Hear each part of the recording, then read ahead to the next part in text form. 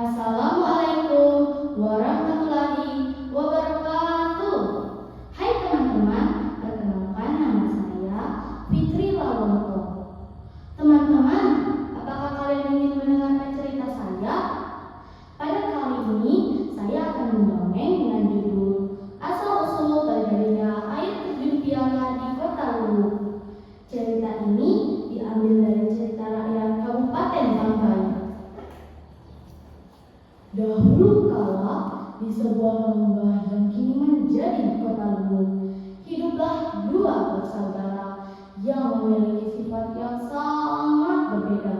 Mereka adalah Lomo dan Piala.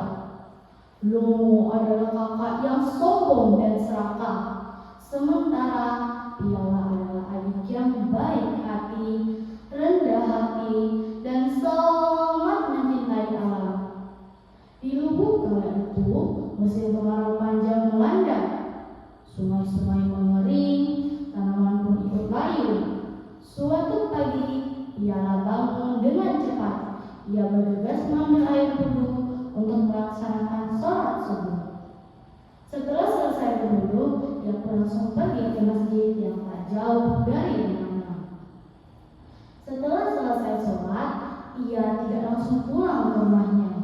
Sudah menjadi kebiasaan Piala untuk berolahraga dengan berjalan-jalan di sekitar lingkungan rumahnya. Setelah selesai, ia pun pulang ke rumah. Sesampainya di rumah, ia pun langsung membantu ibu untuk menyiapkan sarapan yang sederhana tetapi mengandung gizi. Setelah siap, ia pun sarapan. Setelah selesai sarapan, ia tampak murung sambil memandangi ladangnya yang gersang. Piala berbicara kepada dirinya sendiri. Oh, kasihan sekali tanaman-tanaman ini. Sudah berminggu-minggu tidak ada air. Bagaimana caranya agar warga bisa mendapatkan air bersih kembali? Tiba-tiba dari arah belakang, Lomo datang sambil membawa sebuah kendi besar yang penuh dengan air.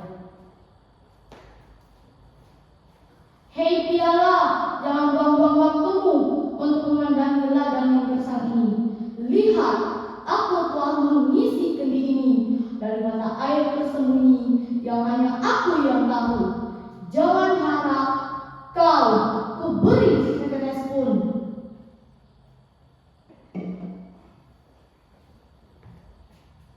Piala dengan nada memohon.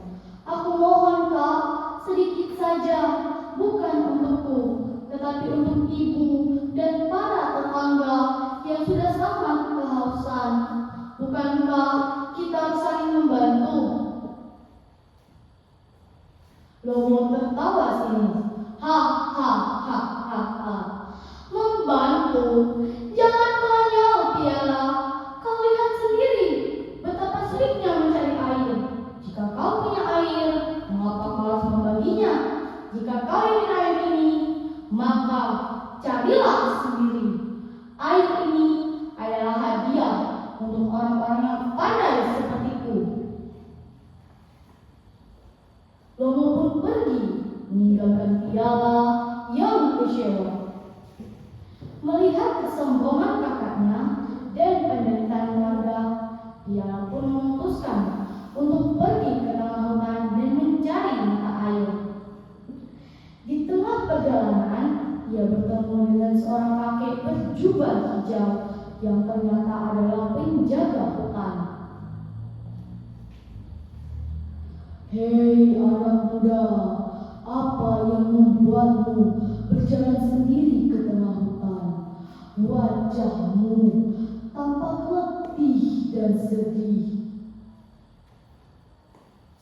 Kek, saya mencari mata air, bukan untuk diri saya sendiri, tetapi untuk para masyarakat Luwu yang telah menderita kekeringan.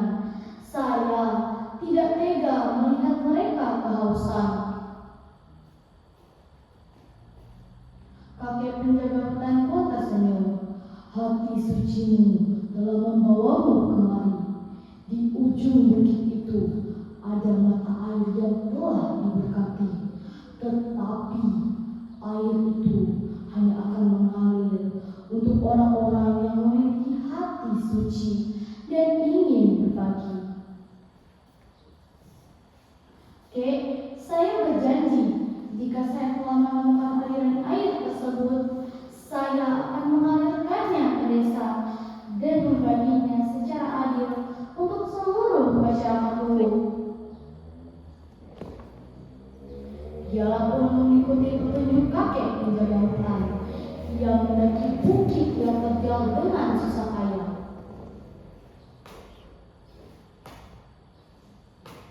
Setibanya di sana, ia melihat sebuah cekungan batu yang mengeluarkan air yang bersih dan jernih. Ia tidak langsung meminumnya. Ia malah memikirkan dan mempelajari bagaimana caranya agar air ini dapat mengalir ke desa. Tiba-tiba terlintas di pikirannya.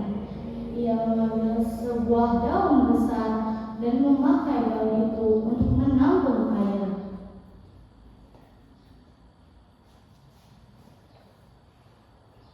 Ia pun mulai mengatur bebatuan.